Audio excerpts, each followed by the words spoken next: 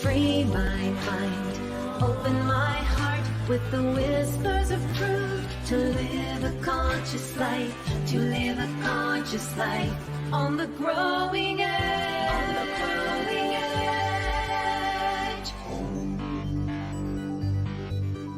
edge. And now, here's Allie.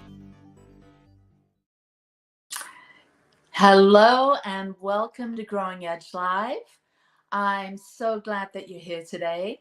I'm Allie Benjamin, and it is my great pleasure and honor to be here on New Thought Media Network, delivering this show, Growing Edge Live. And Growing Edge implies that each of us are on an evolutionary journey, and we're each on the very green growing edge of our own becoming. And so thank you for being here. Hi, Shay. And if you're joining us for the first time, so glad that you found us. And if you are back, welcome back. You know that this show is all about soul-centered conversations with individuals that are channeling their time, their talent, their energy, resources, their love, and everything they have into doing good works on this planet. So this is the good news that we share every Monday, and I'm so glad that you're here today. So at the beginning of the show, I always jump in with the segment Ask Allie. And today I have a question that's been sent in by Ruby. And Ruby says, I was introduced to New Thought several years ago. I have found so much joy in the community and the spiritual teachings, but I struggle when it comes to money. Even though I always seem to have enough, it's barely enough, and I constantly ruminate about not having enough money to live the life I want to live. Help! Wow. I can relate to this one, and I'm sure some of you can too. Maybe not now, or sometime in the past. So as I talk about some of the prosperity principles, abundance principles that I lean on in times of lack and a sense of not enough, I want you to think about the journey you've been on. When you're feeling like there's plenty, when you're in the groove, when you're feeling like all your needs are met, in opposition or in contrast to those times that you feel like there's not enough. You can be in exactly the same day and have those two opposing thoughts and feelings. And so this is the wonderful thing that Science of Mind, New Thought teaches us. We can change our thinking and change our experience. So the thing about abundance, it's a spiritual principle. It's a spiritual fact. We are abundance. This body, this mind, this earth, this reality that we're living in is abundance. And when we have the consciousness to realize there's no separation between us and the abundant nature of the universe, when we have developed that consciousness and it's core for us, we just absolutely know that we are identified with ourselves in terms of our abundant nature and our ability to create out of this rich, abundant fabric of the universe. So once we have that established, then what we see, the outpicturing of that abundance consciousness, is prosperity. Now, prosperity is subjective. We all have a different idea of what prosperity would look like in our lives. Some people don't think of prosperity in terms of money, but they think of prosperity in terms of health, in terms of rich and meaningful relationships. So a good thing for Ruby and all of us is to identify, what does prosperity really mean to me? Because I know that I've got the abundant storehouse of the universe available to me. We each do. We were each born into this world with access to the full magnificence of this banquet table of life that has been laid rich and plenty out before us. We all have equal opportunity to tune into that. Now, granted, some people are born into wealthy families. I'm not talking about that. I'm talking about our ability to tap into the abundant creative flow that life is. So what is it? Why is it that some people seem to manage their time, talent, energies, and create the prosperous, abundant life that they want? And then some of us, there seems to be a block. We know it's there. We've taken the classes. We read the books. We do the affirmations and the spiritual mind treatments. But the prosperity, whatever that is for us, isn't consistent. It stops and starts. So it's all to do with consciousness. And what I know is today, my guest today is going to be talking about consciousness. So we'll get Rick to be able to chime in a little bit here in just a little bit. But prosperity consciousness, abundance consciousness is what we develop. So what stands in the way of us having clear and constant access to our abundance consciousness? It could be self-doubt, self-worth issues. It could be that you're holding on to a grudge. Maybe you haven't forgiven yourself or something or someone else. Whenever there's something like that in our field, in our consciousness, it's going to be difficult to maintain that constant connection to the abundant flow of plenty. So we do the work. And that's really what we learn when we jump onto our spiritual path. We take responsibility for our own spiritual evolution, for our own spiritual journey. And so we have to ask ourselves some tough questions. What's in the way of me tapping into my creativity? Because abundance is about having access to our creativity. And if there's some self-worth issues or some doubts or fears, or like I said, someone or something you haven't forgiven, especially yourself, that's going to kind of block the flow. So I know this well. I have lived constantly in a kind of a feeling of discontent for much of my life. Not so much now, it comes and goes. But when I was younger, I would always feel like I didn't have exactly what I wanted, that somehow other people seemed to have it easier than I did. So there must be something wrong with me. What's wrong with me? And it would be this vicious cycle of doubting myself. And so maybe have a look at that. Are you feeling discontent? Are you feeling like others have what you want and you don't know how to get it? The grass is greener on the other side. A good remedy for this kind of thinking is gratitude. Start counting your blessings. Start noticing how much you have in your life. Because when we're trying to vision, or if we're doing spiritual mind treatments, prayers for something that we want to realize or manifest, our vision, our dream, when we're doing this, but yet we haven't yet let go of this discontent, if we're coming to the universe asking for something more when we're not happy with what we've got, or we're not appreciating what we've got, that's a stumbling block. So number one in developing abundance consciousness is really looking to see how much good, how much beauty, how much joy is already in your life. And maybe you'll have to dig deep. Maybe you're not accustomed to looking at how much greatness is already happening in your world. I look outside and I can see the Wasatch Mountains. That's something to be grateful for. I can actually see nature. I can take a walk this afternoon if I want. I know that I've got technology on my side. I have this beautiful laptop, this beautiful iPad that I can interact with and do this show, Growing Edge Live. I've got this body. It's strong. It's beautiful. It's going to carry me through to the end. I know it is. Counting our blessings builds up an energy inside us. It builds up a consciousness of yes. And that's what the universe responds to, is that energy of vibrancy, of yes, of gratitude and appreciation.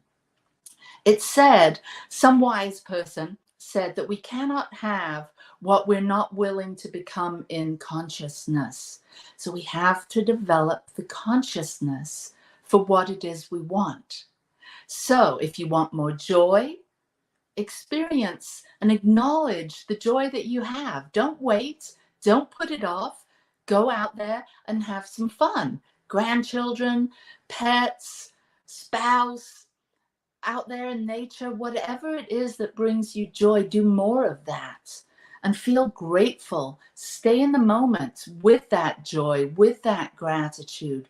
Release those fears and doubts and the uncertainty around if you're worthy of having this. Of course you are. You were born worthy. We all were. That's the fundamental nature of who we are. We're worthy to be here. Why? Because we are here. So dig in, build up that prosperity and abundance consciousness. And Ruby, you'll start to see the flow of plenty happening in your world because it's already happening. Just open your eyes a bit wider. I hope this has helped. Thank you so much. And if anyone watching has a question for me next week, go ahead and send it in, put it in the comments here or on YouTube or on Facebook or wherever you're watching this. And or you can email me at growingedgelive@gmail.com. Thanks, Ruby. All right, so now we are going to get to my most favorite part of the show. I absolutely love that Spirit knocked on my door and said, Ali, do a show, do an interview series where you get to speak to some people that really inspire you. And so when I said yes, I was nervous because I thought, I have to do that every week. I've got to find someone new every week. But let me tell you, it's been, I don't know, 3-4 months now, and they pop out of the woodwork. There's so many amazing people. And today, Dr. Rick Moss, who's been a friend of mine for, dare I say, decades now, probably coming up to 20 years. We first met at the Anton retreat in Scottsdale. And I'm going to read your bio, Rick, because it says all the things that I really want to say, but that I don't quite have access to at the moment. So Rick has spent the better part of the last 50 years, both personally and professionally, on healing and awakening. For 20 years, he taught meditation and received a master's degree from the Maharishi International University, studying education in the light of consciousness. He went to the University of Texas and completed a PhD in education. Upon completing his PhD, he realized that meditation alone doesn't release unconscious patterns, and he began to develop his own method. He now calls this method Awakening Greatness. He works with people and groups worldwide. He's a noted speaker and teacher. And Louise Hay said of his work, I found the work we did to be extremely helpful. You have a wonderful gift to offer the world. Shout out to Louise Hay. Blessings. Rick studied at Emerson Theological Institute and became a minister of religious science. He served as the minister of prayer for 20 years, supporting the work of Dr. Bill Little at what is now the Center for Conscious Awakening in Pacific Grove, California. Rick has recently published a book, Drops of Wisdom, Guidance on the Path of Awakening. Dr. Bill Little has called it a masterpiece of spiritual literature. So he's got an amazing website and I think an app. We'll talk more about that at essentialpathways.com. But hello, Rick. Hello, my dear friend. I wish I could give you a hug. So virtual hugs to you. Thank you. Received. No, thank you. How wonderful to be on this show with you. Yeah, how are you? I'm great, thank you. Doing wonderfully. Good. I believe you're in Florida, right?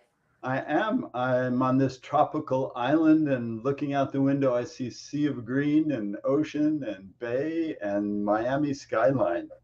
What more could you want? I actually know that view because I don't know if, I think you know this. We're on a Facebook group together called Clouds.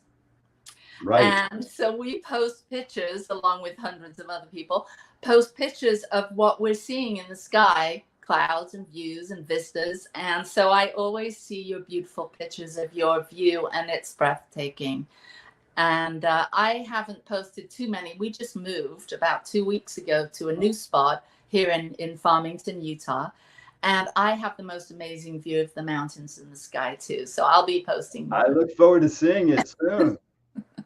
Well, good. So you heard me talking about consciousness, and I know that it's been your field of study, that your PhD is in consciousness studies, and your dissertation was on that.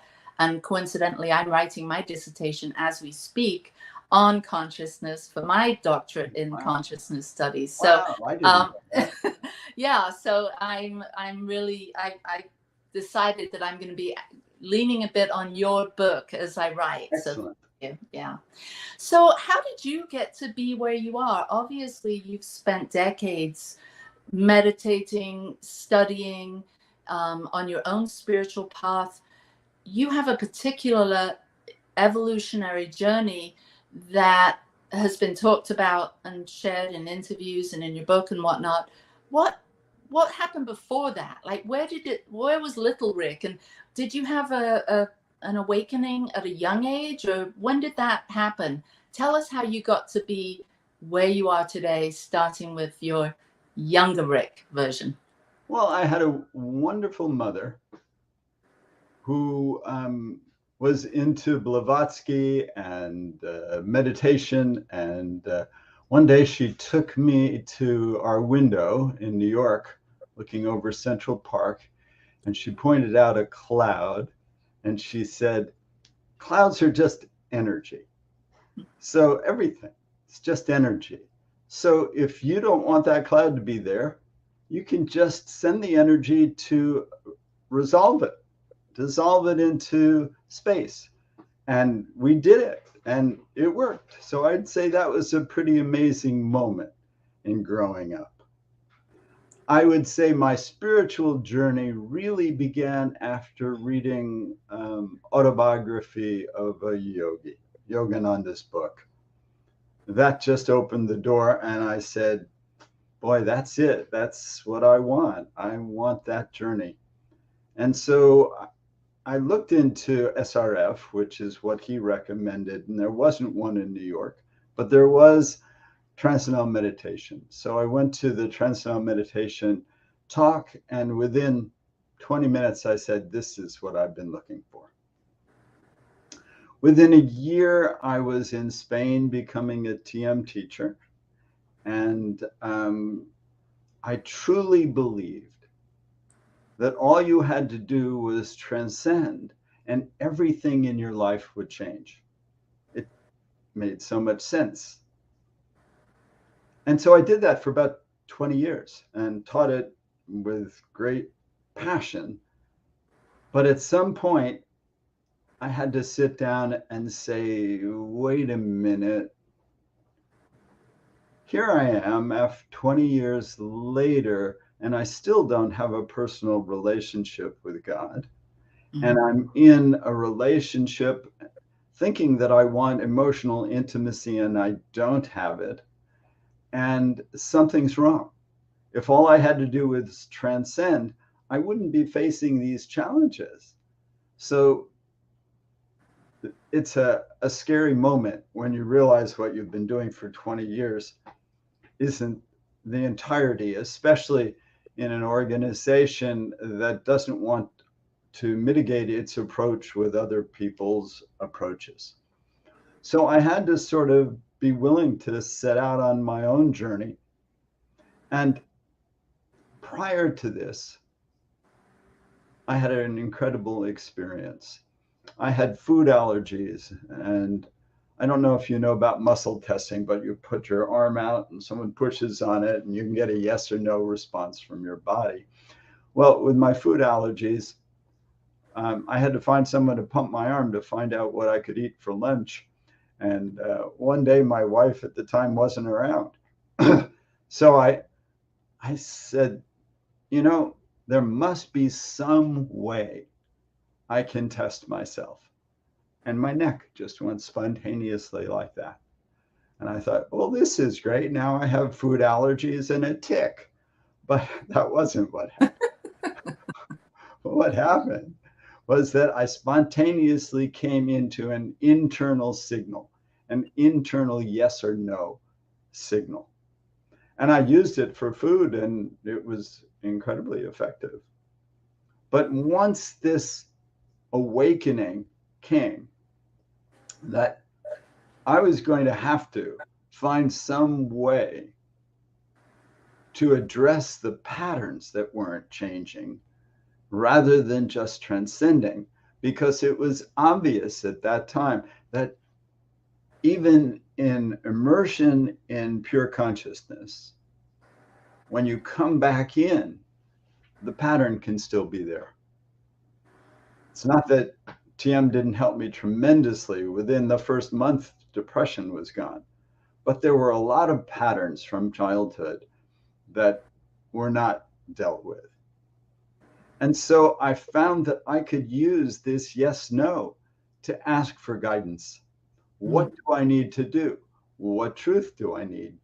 What do I need to read, to study, to listen to release these patterns?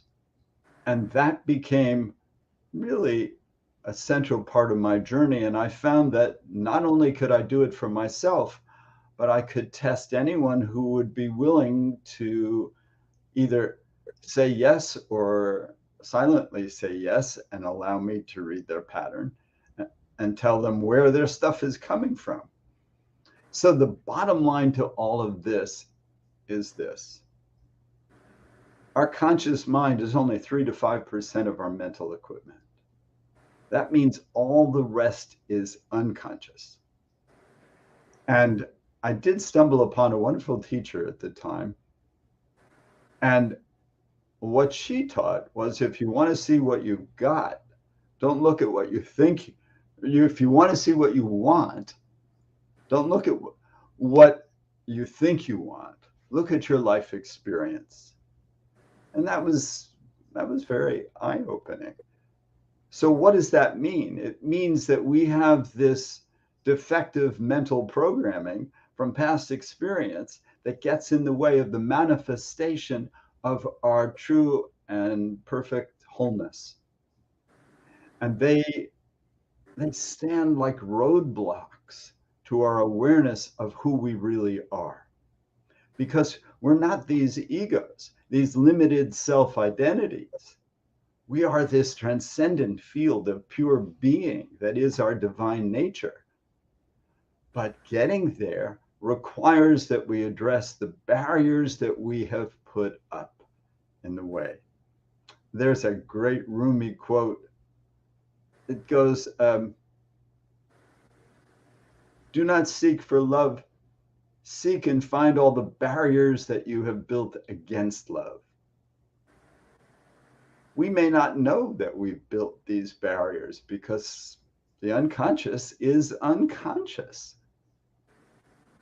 And most of us really don't know what that means. We live so much in our conscious mind, we really do think that's the kit and caboodle. But it's not the whole show. And so developing that ability, I set out to help people find those barriers that they put between them and their inherent divinity, their true and higher expanded self. Mm-hmm. Yeah. Yeah, it's amazing work that you do.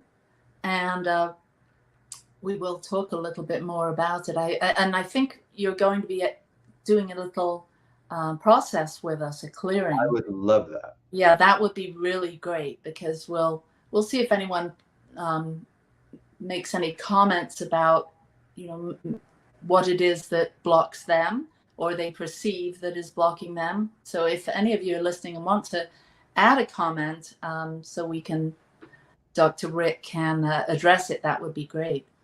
So I know you and I have done some work and done, many clearings. We worked for several months together, which was so powerful. And yeah, you don't know what you don't know. And in my studies recently, I've been questioning what is consciousness. And Dr. Ernest Holmes says it's the sum total of our thoughts and beliefs. And I'm sure there's other definitions of it, but as I ponder that one, it's the sum total of our thoughts and our beliefs. So if that's, our conscious mind, and you're saying that our subconscious mind is so much more, like percentage-wise, is just, and that's potentially influencing our experience in the world. Like, how do we get to, where do we start? Because not all of us have a Dr. Rick next door, or maybe haven't picked up your book to find out. So,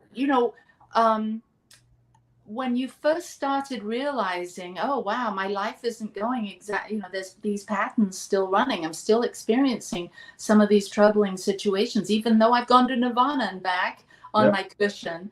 So what were some of the first realizations you had as you started to realize this is more about my consciousness and patterns?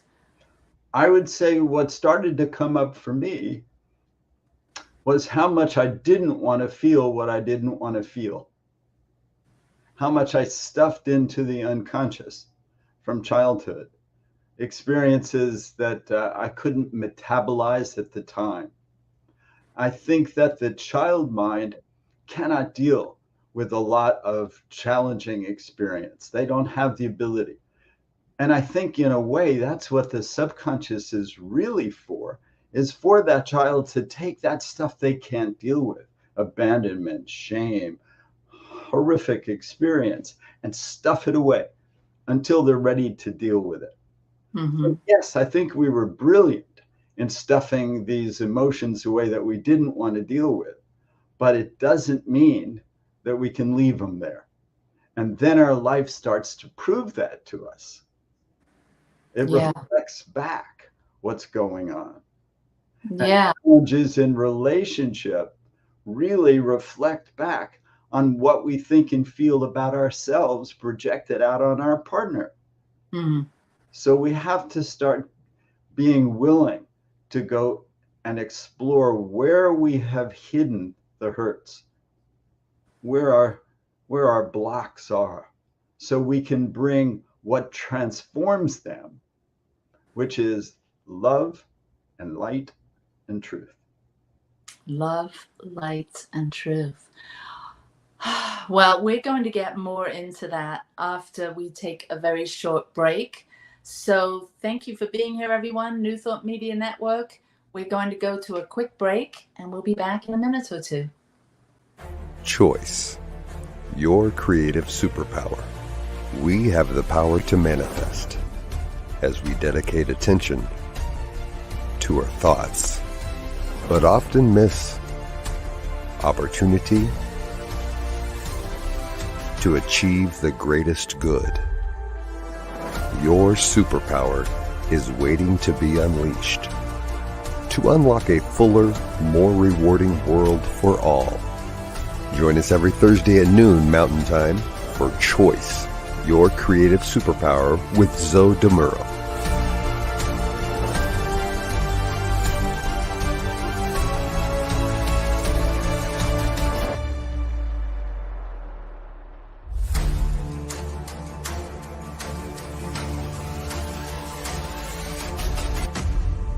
And now,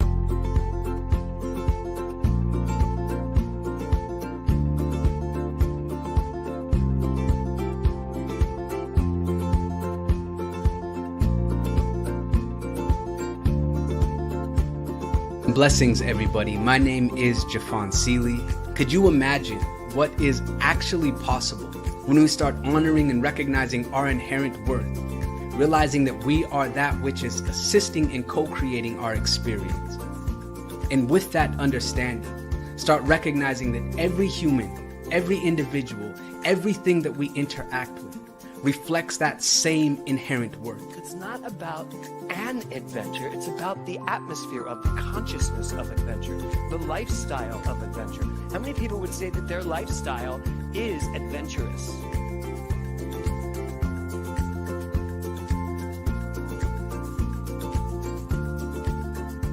My name is Lisa Benson. I'm a diversity, equity, and inclusion consultant and the author of Anchored in Bias, Fired Over White Tears. It's a book detailing my lived experiences with workplace bias and what fueled my passion for normalizing conversations about differences and creating safe spaces for everyone to bring the best version of themselves to life every day.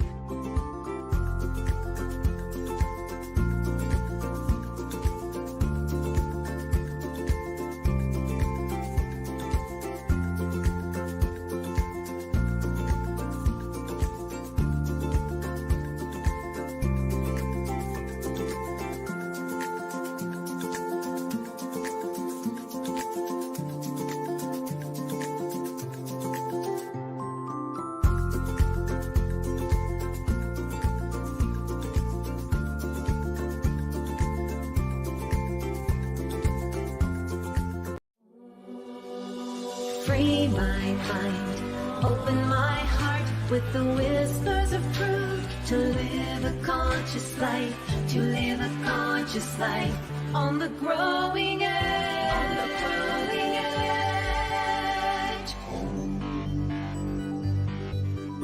edge. And now, here's Allie. So we're back with Dr. Rick Moss here, and I see that Shay, one of our viewers, says what you're describing is the process of feeling all the things that were not able to be felt, is exactly what is going on with her, and she's working with her clients. Thank you for validating this beautiful and challenging process. So thanks, Shay, for commenting. Yeah, so Thank you, Shay. I have had the great, joy of being in a workshop with you, several times. And so not only have I enjoyed working with you one-on-one, but I've been in groups, and I've seen the impact that you and what you share, this process that I'm so excited that you're going to share with us, this process you share has really impacted many people that I've seen myself. And so when your book came out, I was super excited because I thought, years of working on this, working with hundreds of people, going in process, in doing sessions with them. And now it's all sort of, all the juice is in this beautiful drops of wisdom. So I've seen you take people and take them, ask them what's going on, and somehow you're able to intuitively tune into them. It's like you're speaking at the level of the subconscious. You get into them, and you're able to help them by, I don't know if it's your energy, your aura, or just the perfect questions that you have, but it's probably a combination of everything, the spirit moving through you. But you're able to have them have a realization, a revelation, a shift in consciousness right there in front of, 20, 30 other people. And it's brilliant. And then you offer one-on-ones, and I see at these retreats, people lined up trying to get to you because you absolutely do it. You help people shift and become aware of what they're not aware of, these blocks, these patterns. So what is it? Can you tell us a little bit about the clearing process and how you came to it, how it's developed over the years of trying it on and putting it into practice with people? Like it's such a gift that you have, Rick. Thank you, dear. I would love to. I say that it starts when I work one-on-one with understanding what childhood was like for the person that I'm working with, because all patterns repeat until they are dissolved with love, light, and truth. So I need to know, did you feel loved? Were you abandoned? Were you hurt? Were you betrayed as a child? Because the child can't deal with it at the time. It gets stuffed into the unconscious, but it becomes very powerful as a way of bringing about the repetition of whatever we experienced. Freud called it repetition compulsion. Whatever we experienced in childhood, we seek again in some form until we undo the illusion that that was love.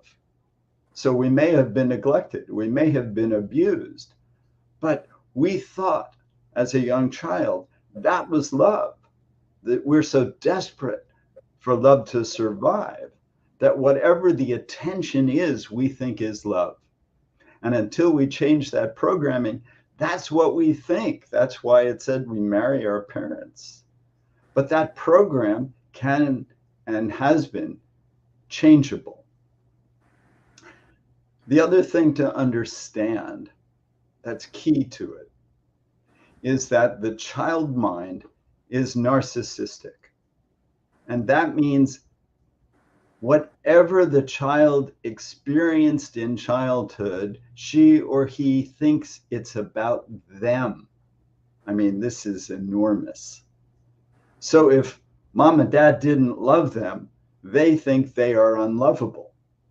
And that forms the basis of the illusion that they go into the world to perpetuate, because they think that's the truth. They are unlovable, and they will recreate it until they experience, and that's what we're going to do a little in a few minutes, that they are inherently lovable, that we have a part of ourselves, call it the true self, the higher self, the soul, that loves unconditionally. Now the key, and this is in the book, and it's helpful in the book that people can learn to do this for themselves. And chapter 3 really helps you do the inner child work for yourself.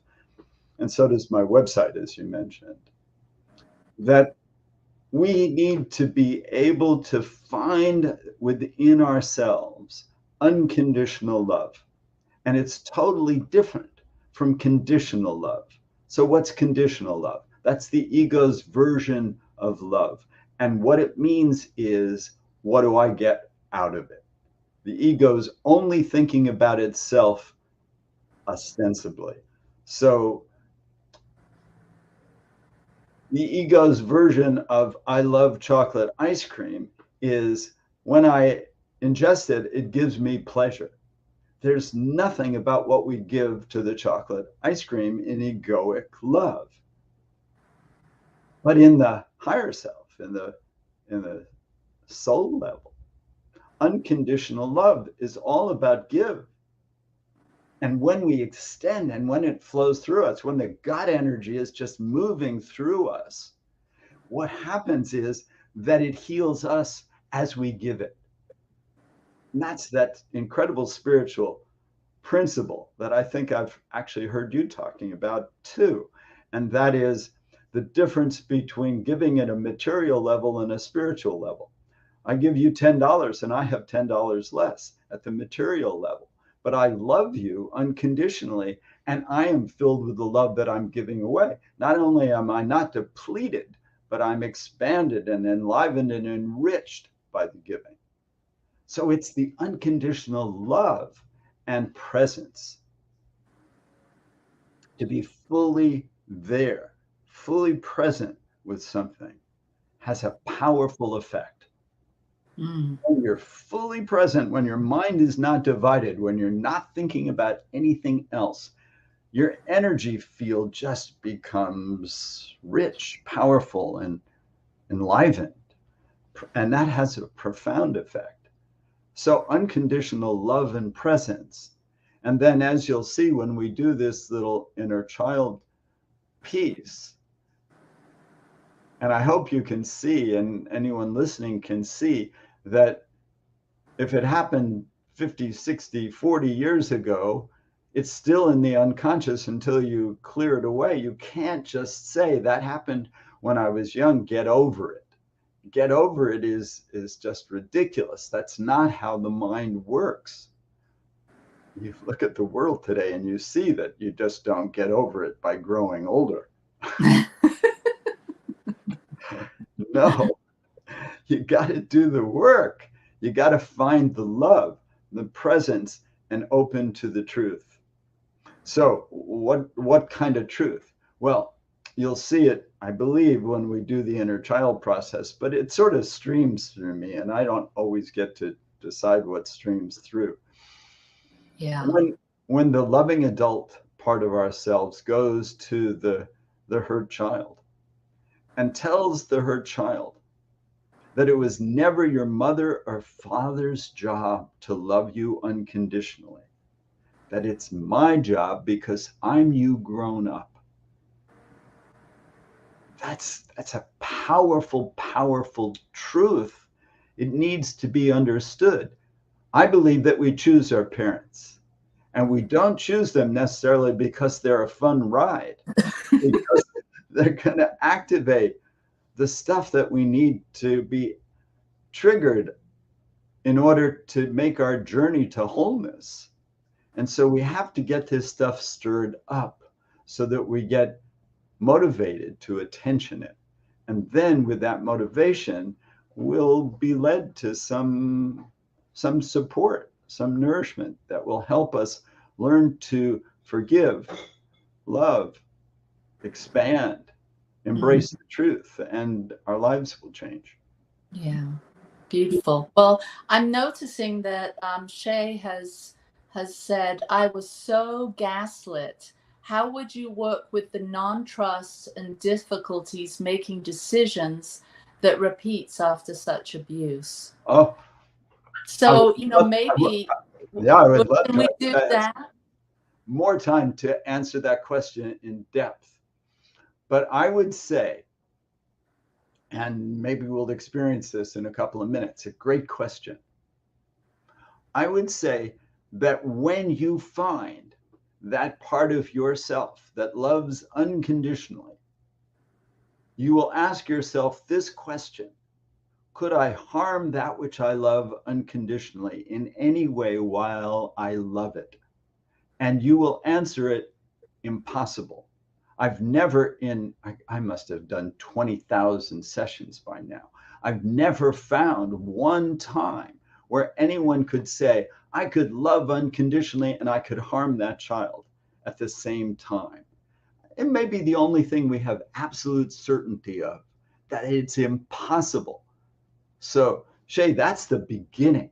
When you realize that there is a part of us, this divine aspect of ourselves, that can love ourselves unconditionally and could never harm, then we can bring that part to come and protect that child.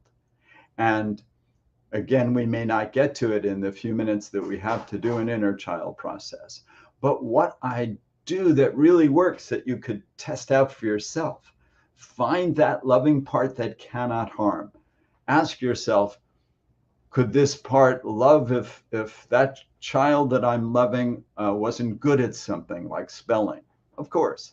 If that child were sick? Of course. If that child was angry? Of course. So then you find that the love has nothing to do with performance or feeling.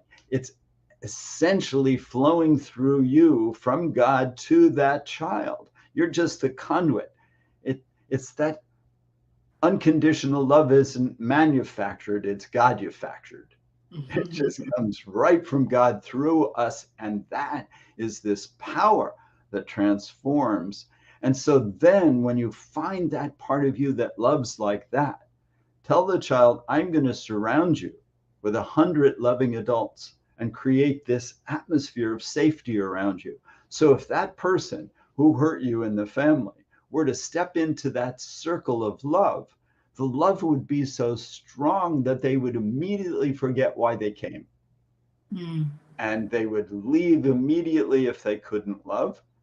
And that is the protection that you're going to offer child after child. And there's not just one inner child. An inner child is really a memory bubble. And patterns are made up of many memory bubbles, just the way a jigsaw puzzle is made up of many pieces.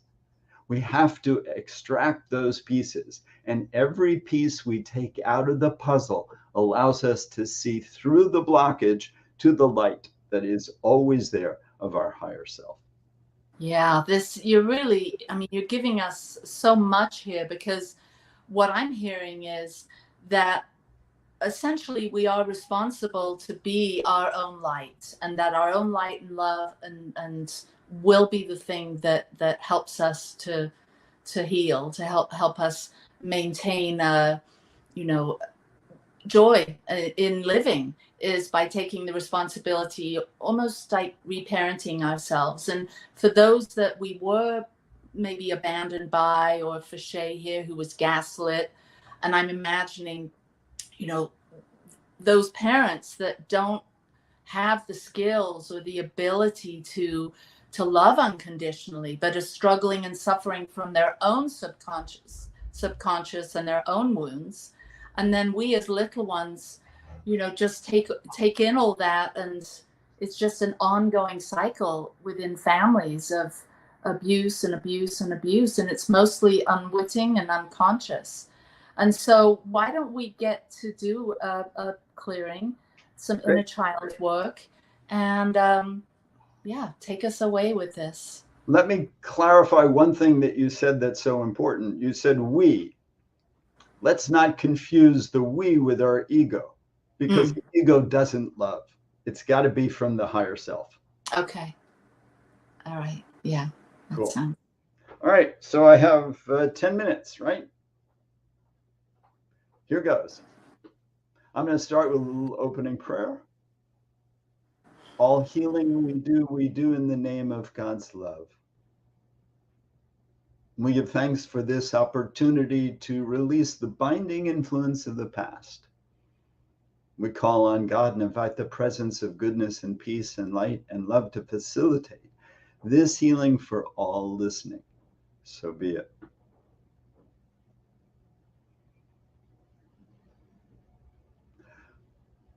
Please think the limiting belief, there's something wrong with me. It won't hurt you to think a limiting belief. If it's not there, you'll go, this doesn't make sense at all. It's absolutely not true. And you'll be right all the way to the core of your being. If it is there, you have to trigger it. You have to bring it to life. So don't be afraid. There's something wrong with me. If you weren't loved unconditionally 24/7, you're going to carry that thought along with you. When you were corrected or in school or this or that or a sibling rivalry, everyone that I've ever worked with has that limiting belief. Imagine this limiting belief is held by a child. You at about the age of 4 to 6 to 7, in there somewhere. And imagine that child sitting on a bed in a room alone. Imagine that you, the loving adult that you truly are, your best self, is looking in through a window. As you look at that child, can you find within yourself a feeling of caring and compassion and love? Find the caring or the compassion or the love. Go into the room with the child and tell her or him that you have come to be with them, that you are them grown up, and everyone is meant to have one person, one, to love them 24/7. And it wasn't their parents, and it wasn't their siblings, and it wasn't this or that. It's you. You are the one person that love has sent to love them 24/7. And now you're here, and you're not going away. Now, as we start to open a relationship up between you and this memory bubble of the child, we don't want to rush that child. We want to ask, is it okay if I sit on the bed with you? So we're doing this to show the child that she or he is empowered and that we're just there to love them, protect them, care for them, and not steamroll them.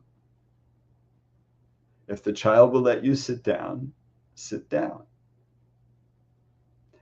Just allow that feeling of caring to shine out. And you might say to the child, I'm sorry, I haven't come for you before, but I am here now, and I'm not going away. Ask the child, would you like to sit close to me?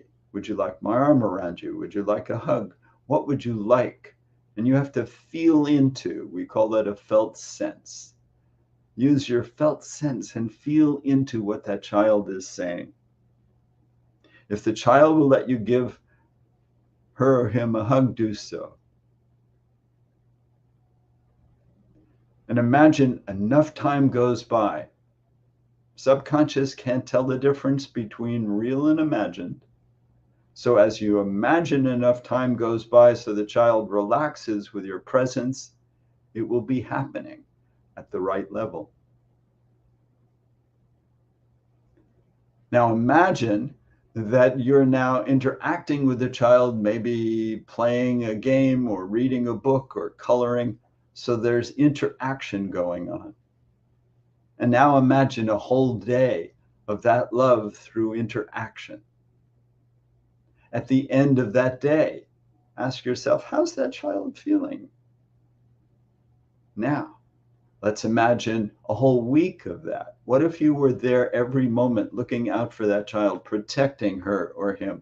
So if there was threat around, you are protecting that child, surrounding that child with safety and love so that no one can come and harm it. And you can truly say to that child, I will never let anyone harm you again, because this is one moment in time that is about to be healed and find its place in your heart. Imagine weeks go by.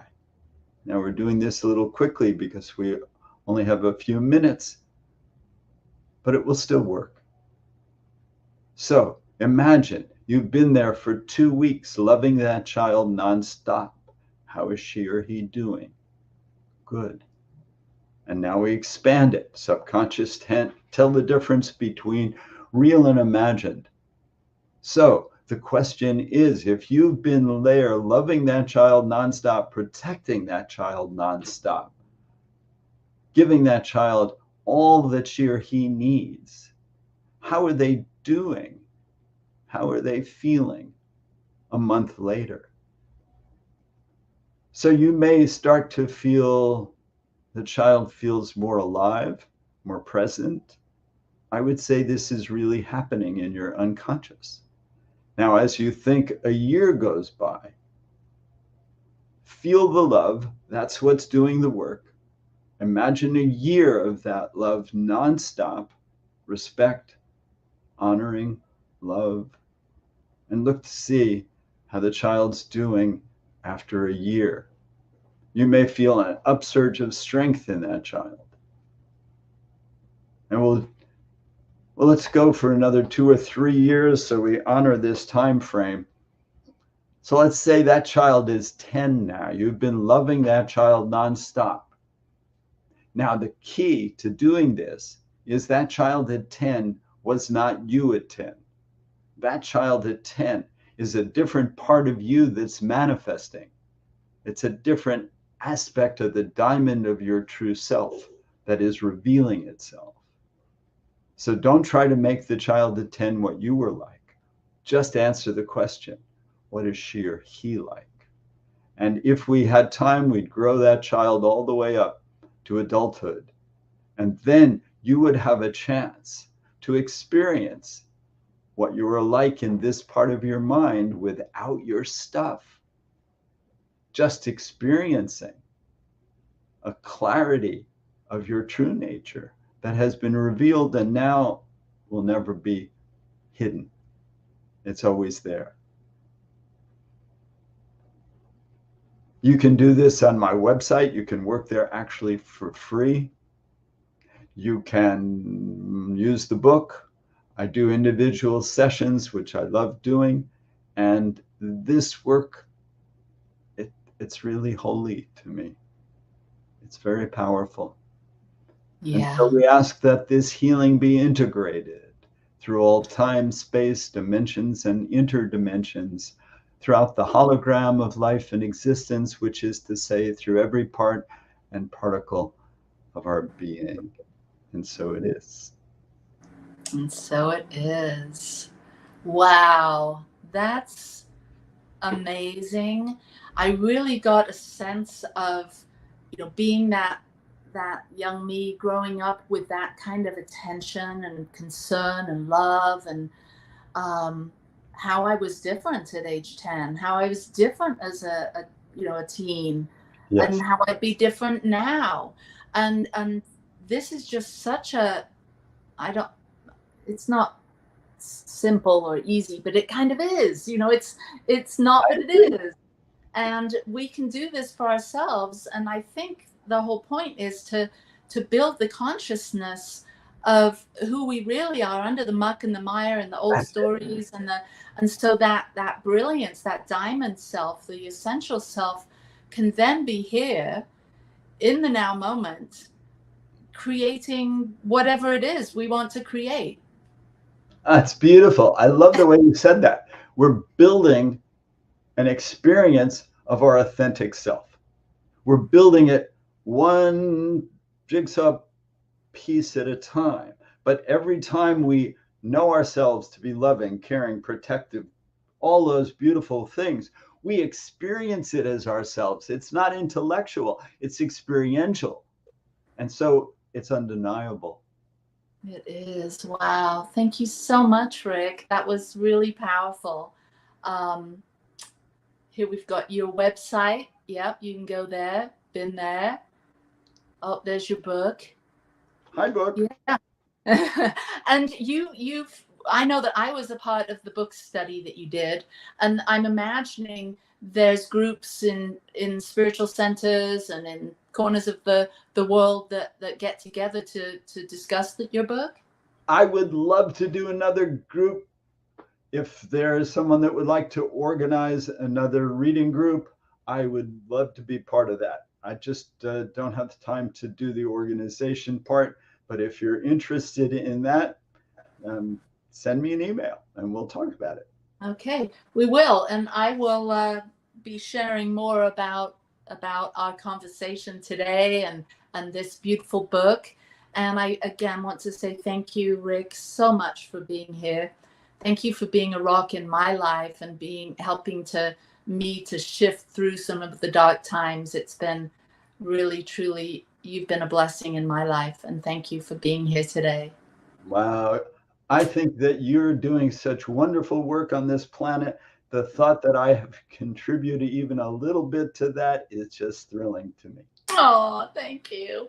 Well, thank you, Rick, and thank you, everyone, for being here today. Thank you to New Thought Media Network and our producer, Michael. And next week, we're going to have the fabulous Martha Creek, and she's going to be sharing some of her wisdom. And I'll see you next time. So thanks so much. Lots of love and blessings to you right where you are. And thank you, Rick, for this great process. I know it's made a great imprint in the hearts and the minds of everyone watching today. Mwah. Peace and blessings. Goodbye.